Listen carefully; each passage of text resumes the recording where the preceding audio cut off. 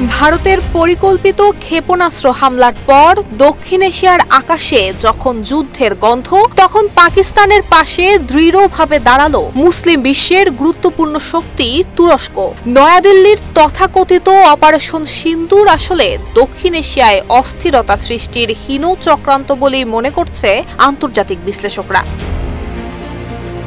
তুরস্কের পররাষ্ট্রমন্ত্রী হাকান ফিদান পাকিস্তানের পররাষ্ট্রমন্ত্রী ইসহাক দারকে ফোন করে ভারতের হামলাকে অপ্রস্তুত আগ্রাসন আখ্যা দিয়েছেন। ইসলামাবাদে পাঠানো এক কূটনৈতিক বার্তায় আঙ্কারা জানিয়েছে, তুরস্ক এই অন্যায় সামরিক পদক্ষেপের তীব্র নিন্দা জানাচ্ছে এবং পাকিস্তানের আত্মরক্ষার ন্যায্য অধিকারে পাশেই আছে।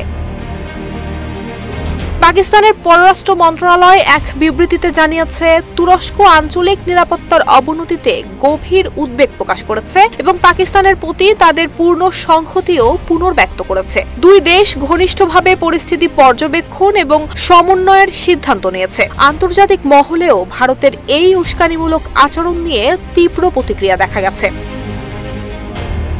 জাতিসংঘ মহাসচিব অ্যান্তনিও গুতেরেস ভারতের এই হামলাকে সরাসরি সমালোচনা করে বলেছেন, নিয়ন্ত্রণ রেখা এবং আন্তর্জাতিক সীমান্ত অতিক্রম করে চালানো এই অভিযান অত্যন্ত উদ্বেগজনক। উভয় পক্ষকে সর্বোচ্চ সংযমের আহ্বান জানাচ্ছি। এমনকি যুক্তরাষ্ট্রের প্রেসিডেন্ট ডোনাল্ড ট্রাম্প পর্যন্ত এই বিষয়ে বলেছেন, এটা লজ্জাজনক এবং অপ্রত্যাশিত। এই অঞ্চলের মানুষ বহু শতাব্দী ধরে যুদ্ধ করছে, তবে এমন ঝুঁকিপূর্ণ পদক্ষেপ দ্রুতই বন্ধ হওয়া উচিত। শিয়া বাটার ও ভিটামিন ই সমৃদ্ধ lily glam beauty soap. Lily, always beautiful.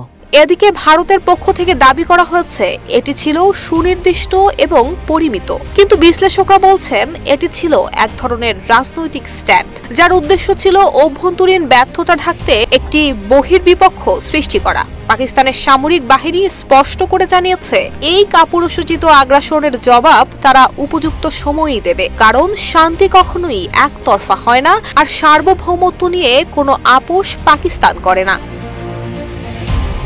প্রায় 2 সপ্তাহ আগে কাশ্মীরের পেহেলগামে ঘটে যাওয়া একটি ভয়াবহ হামলায় প্রাণ হারায় 26 নিরীহ নাগরিক। ভারত এই হামলার জন্য সরাসরি পাকিস্তানকে দায়ী করলেও ইসলামাবাদ জোরালোভাবেই সেই অভিযোগকে প্রত্যাখ্যান করেছে। তবে ঘটনার পেছনে প্রকৃত রহস্য নিয়ে প্রশ্ন দানা বেঁধেছে ভারতের ভেতরেও। ভারত বিরোধী রাজনৈতিক দল কংগ্রেস অভিযোগ করেছে, এই হামলার বিষয়ে 3 দিন আগেই স্পষ্ট গোয়েন্দা তথ্য হাতে পেয়েছিলেন নরেন্দ্র মোদী, কিন্তু তা সত্ত্বেও যথাযথ নিরাপত্তা জোরদার করা হয়নি।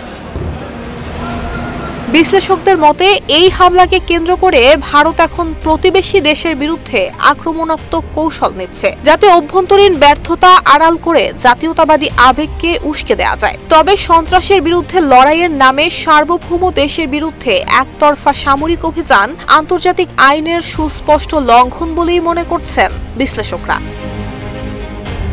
নুসরাত জাহান মেহেক, ঢাকা পোস্ট।